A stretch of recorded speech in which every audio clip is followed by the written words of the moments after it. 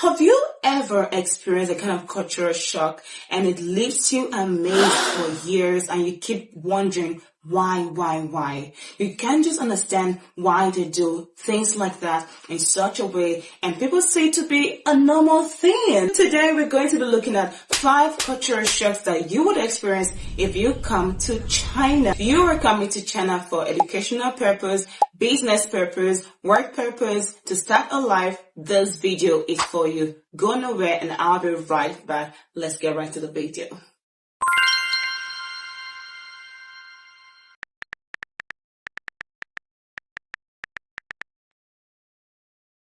Welcome back, guys. So I'm Ife Jacob, a Nigerian currently based in China, and today's video we're going to be looking at 5 cultural shocks that you're going to experience if you come to China. Please don't forget to like, don't forget to comment, share, subscribe if you're yet to turn on your notification bell before you leave. Thank you very much. Number 1 of the 5 cultural shocks that you're going to experience when you come to China is spitting. Yes, you heard me right. Chinese people are so fond of spitting all over the street, at malls, schools, offices, even on the elevator, escalators. Anywhere you find your feet, you could possibly find spit knocked on the floor. They see this to be a norm and don't say it to be disgusting because it's been with them for years and they are going to keep doing it for the next years to come. So you're a foreigner and you're coming to China, just be on the lookout for spit and snots on the floor. Be careful, but who knows, you might have stepped on one that just finished drying. You can't be careful enough. And that is why most Chinese houses, in fact, all Chinese houses don't allow shoes worn outside to be worn inside because they know what their people are capable of doing. Number 2 cultural shock that you're going to experience when you come to China, and that is transportation. I love the transportation here in China. It's so convenient and it's cheap. Looking at the bus fare in China and comparing to the ones in my country, the fare is so cheap here compared to the one in my country. In China, if you're going from the pickup location to the last bus stop of this bus, you can pay the same amount as the person who's going from the pickup location to one stop after the pickup location. Nice. It's still going to be the same bus fare. But back in my country, whatever distance you're going through will determine the price that you're going to pay. And every city in China has different prices. So compared to Shanghai, my own city, we pay just 1 yuan per bus. And some buses, you need to pay like about 2 yuan. But in Shanghai, I believe they're going to be like 2 to 3 yuan. But it's still the same rules guiding them. From one location to another, you're going to pay the same fare as someone who's going from the first location to the last location of the bus. Isn't that shocking and fun? I love this one.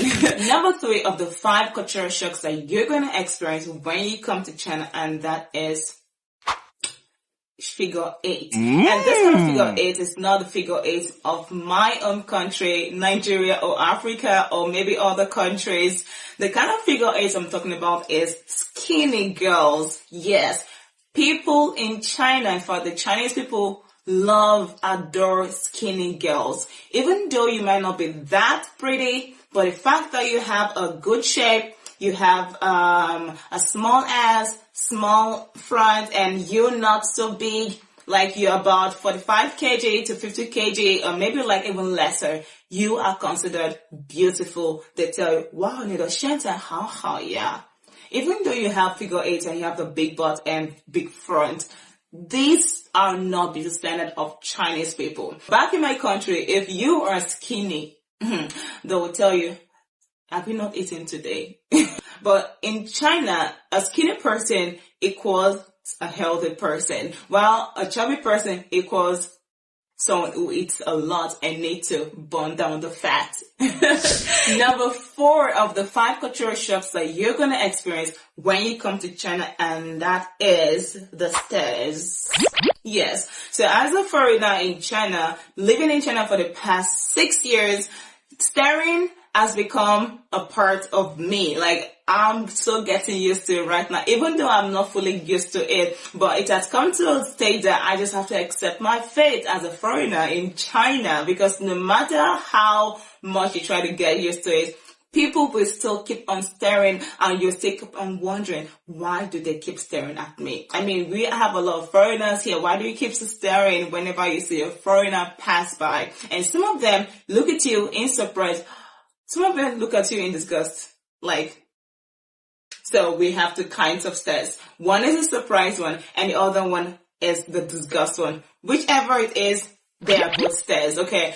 Chinese people are going to stare at you as a foreigner, and we can't actually put it against that because those people are not open to the world outside their country. In fact, they are restricted in terms of information outside China. The government has done it so well that they kind of prevent them from getting into some details of some real and true information. And the fact that you are a foreigner coming into their country, they see it as an opportunity for them to look at you as long as they can. So whenever they see you, they don't want to get you out of their sight. They just want to keep staring and staring. And some of them are going to come up to you to take pictures with you, touch your skin to see if they can clear up this brown skin from you. Maybe you're hiding some white skin underneath this brown skin, and some will take your pictures secretly.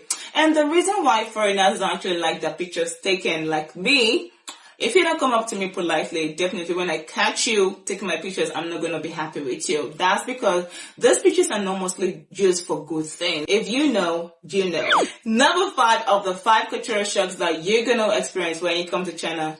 For this video, I'm going to talk about more of it in my next videos. Okay, so number 5 is toilets. I don't like to talk about this, but let's just let it go in this video. Toilets. Pit latrines in China is like a norm. So compared to my country, we believe that pit latrines are meant for villages and not so good areas of the country. But in China, pit latrines are considered a normal thing. Like in houses, offices, malls, schools, you will find pit latrines. In fact, train stations, you'll find pit latrines in their toilets.